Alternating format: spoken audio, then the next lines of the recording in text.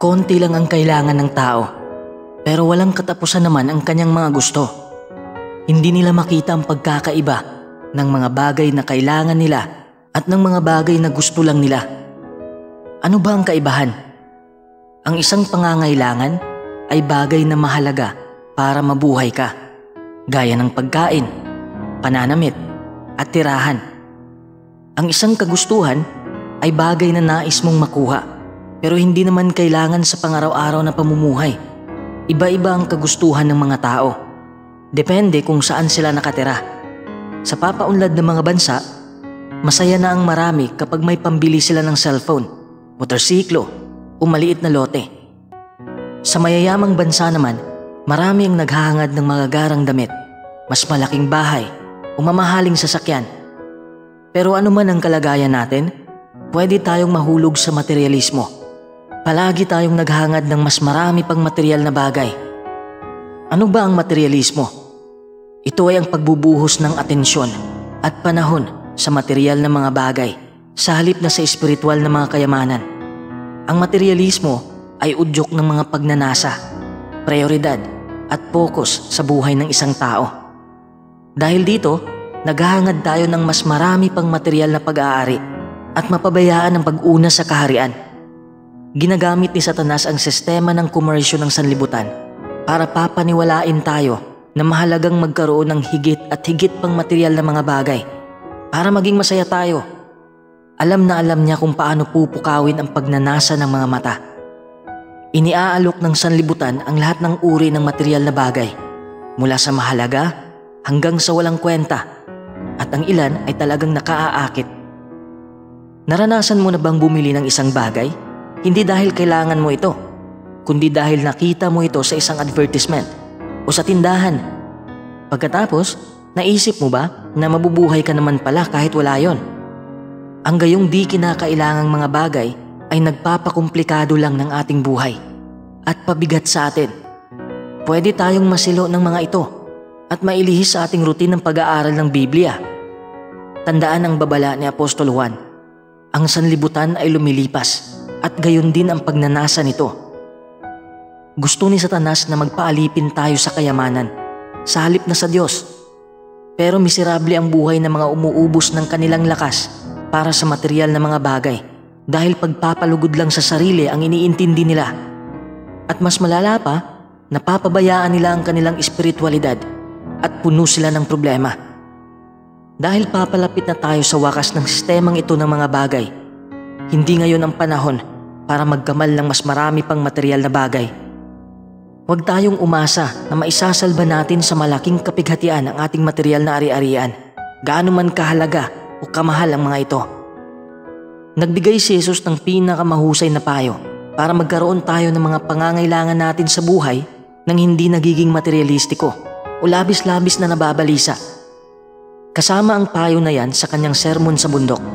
Basahin natin at suriin ang bahaging nakaulat sa Mateo 6:25 hanggang 34. Kaya sinasabi ko sa inyo, huwag na kayong mag-alala kung ano ang kakainin o iinumin ninyo o kung ano ang isusuot ninyo. Hindi ba mas mahalaga ang buhay kaysa sa pagkain at ang katawan kaysa sa pananamit? Tingnan ninyong mabuti ang mga ibon sa langit. Hindi sila nagtatanim o umaani o nagtitipon sa kamalig, pero pinakakain sila ng inyong Ama sa langit. Hindi ba mas mahalaga kayo kaysa sa kanila?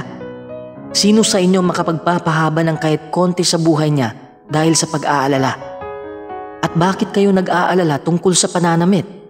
Matuto kayo mula sa mga liryo na tumutubo sa parang. Hindi sila nagtatrabaho o nananahi. Pero sinasabi ko sa inyo na kahit si Solomon sa kabila ng karangyaan niya ay hindi nakapagdamit na gaya ng isa sa mga ito. Kung ganito dinaramtan ng Diyos ang pananim na nasa parang ngayon at bukas ay ihahagi sa pugon, hindi ba mas gugustuhin niyang damtan kayo? Kayo na may maliit na pananampalataya? Kaya huwag kayong mag-alala at magsabing, ano ang kakainin namin? O ano ang iinumin namin? O ano ang isusuot namin? Ang lahat ng ito ang pinagkakaabalahan ng mga bansa. Alam ng inyong Ama sa langit na kailangan ninyo ang lahat ng ito. Kaya patuloy ninyong unahin ang kaharian at ang katwiran niya at ibibigay niya sa inyo ang lahat ng ito. Huwag kayong mag-alala tungkol sa susunod na araw, dahil ang kasunod na araw ay magkakaroon ng sarili nitong mga alalahanin. Sapat na ang mga problema sa bawat araw. Tutulong ito sa atin na maging kumbinsido na patuluyang hanapin ang kaharian, hindi ang materyal na mga bagay. Nang sabihin ni Jesus sa kanyang mga tagapakinig na huwag na silang mabalisa tungkol sa kanilang mga kaluluwa, para bang sinasabi niya na huwag na kayong mag-alala. Nababalisa sila sa mga bagay na hindi naman nila dapat ikabalisa. Sinabi ni Jesus na huwag na nilang gawin yon. Ang labis na pag-abalisa o labis na pag-aalala, kahit para sa tunay na pangangailangan ng isa, ay makagagambala sa kanyang isip at makahadlang sa mas importanteng espiritual na mga bagay. Nagmamalasakit si Jesus sa kapakanan ng kanyang mga alagad, kaya sa kanyang sermon, 4 na ulit pa siyang nagbabala hinggil sa mapanganib na tendensyang ito. Bakit sinabi ni Jesus na huwag tayong mag-alala sa ating kakainin, iinumin o isusuot? Hindi ba kabilang ang mga ito sa pangunahing pangangailangan natin sa buhay? Oo naman. At kung wala tayong pambili ng ganitong mga bagay, hindi ba natural lang na mabalisa tayo? Siyempre, mababalisa tayo. At alam yun ni Jesus.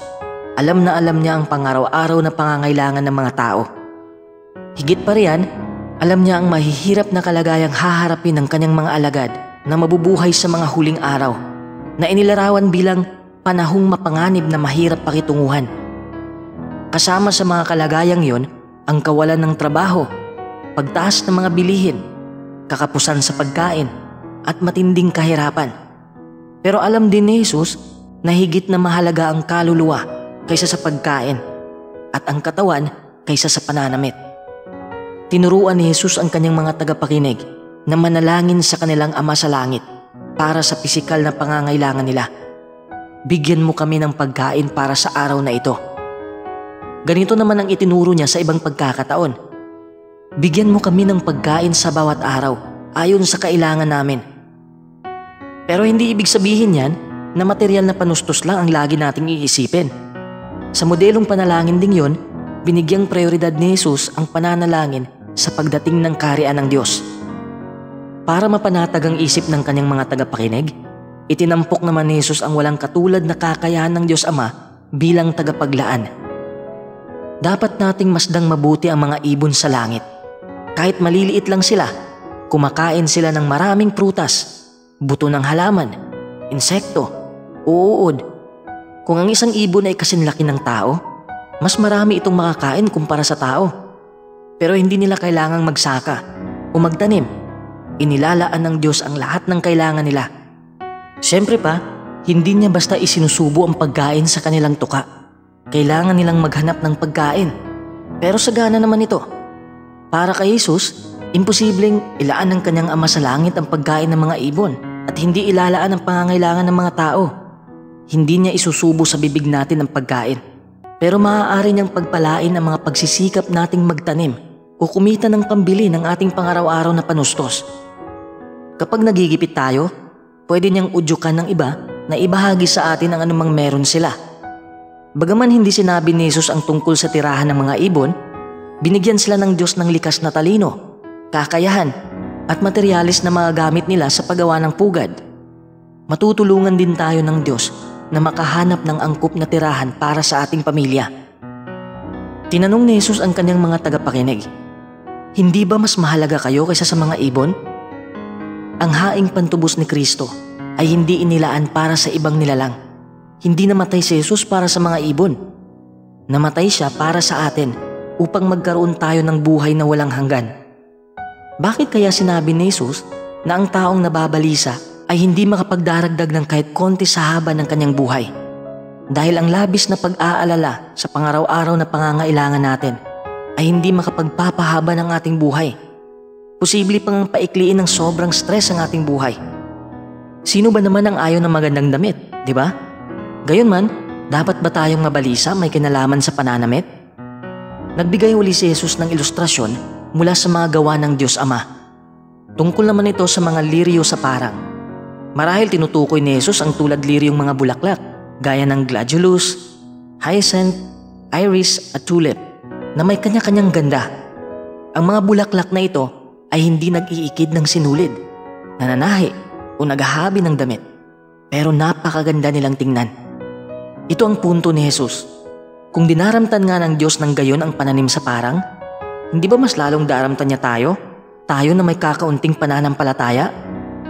Tiyak na gagawin yun ng Diyos. Pero lumilitaw na kulang sa pananampalataya ang mga alagad ni Jesus. Kailangan nilang patibayin ang pananampalataya at tiwala nila sa Ama. Kumusta naman tayo? Matibay ba ang pananampalataya natin na gusto at kaya ng Diyos na maglaan para sa atin? Huwag nating tutularan ang mga tao ng mga bansa. Wala silang pananampalataya sa isang maibiging Ama sa langit. Kung susubukan nating makamit ang mga bagay na masikap na hinahanap ng mga bansa, masisira ang kaugnayan natin sa Diyos. Magtiwala tayo na kung gagawin natin ang dapat nating gawin, hindi ipagkakait ng Diyos ang mabuti sa atin. Dahil sa ating makadiyos na debosyon, kontento na tayo sa pagkakaroon ng pagkain at pananamit. Inuuna mo ba ang kaharian ng Diyos sa iyong buhay? Dapat na laging pangunahin sa buhay ng mga alagad ni Kristo ang kaharian. Kung gagawin natin yan, gaya ng sinabi ni Jesus, ang lahat ng iba pang mga bagay na ito ay idaragdag sa atin. Bakit niya nasabi yon? Ipinaliwanag niya sa naunang talata. Nalalaman ng ating makalangit na Ama na kailangan natin ang lahat ng mga bagay na ito. Ibig sabihin, ang mga pangangailangan natin sa buhay. Alam ng Diyos ang magiging pangangailangan ng bawat isa sa atin pagdating sa pagkain, pananamit, at tirahan bago pa man natin malaman yon. Alam niya kung aling damit natin ang susunod na maluluma. Alam niya kung anong pagkain ang kailangan natin at kung ano ang angkop na tirahan para sa atin. Depende sa laki ng ating pamilya. Titiyakin ng Diyos na magkakaroon tayo ng talagang kinakailangan natin. Sinabi ni Jesus na huwag tayong mabalisa. Gusto niyang harapin natin ang mga problema ng paisa-isang araw lang at magtiwala na tutulungan tayo ng Diyos. Kung ang isang tao ay masyadong nababalisa sa posibleng mangyari sa hinaharap, baka magsimula na siyang umasa sa sarili sa halip na sa Diyos at makasisira yan sa kaugnayan niya sa Diyos. Wala tayong mapapala kung isasakripisyo natin ang mga interes ng kaharian para mapanatili ang materialistikong pamumuhay. Dapat nating unahin ang espiritual na mga tunguhin. Tama si Jesus nang ituro niya na hanapin natin ang kaharian, hindi ang material na mga bagay. Kapag ginawa natin yan, hindi tayo kailangang mabalisa sa material na pangangailangan natin. Lalo tayong mapapalapit sa Diyos kapag nagtitiwala tayo sa Kanya. Kung pasisimplihin natin ang buhay natin ngayon, makapanghahawakan tayong mahigpit sa tunay na buhay na ipinangako sa atin.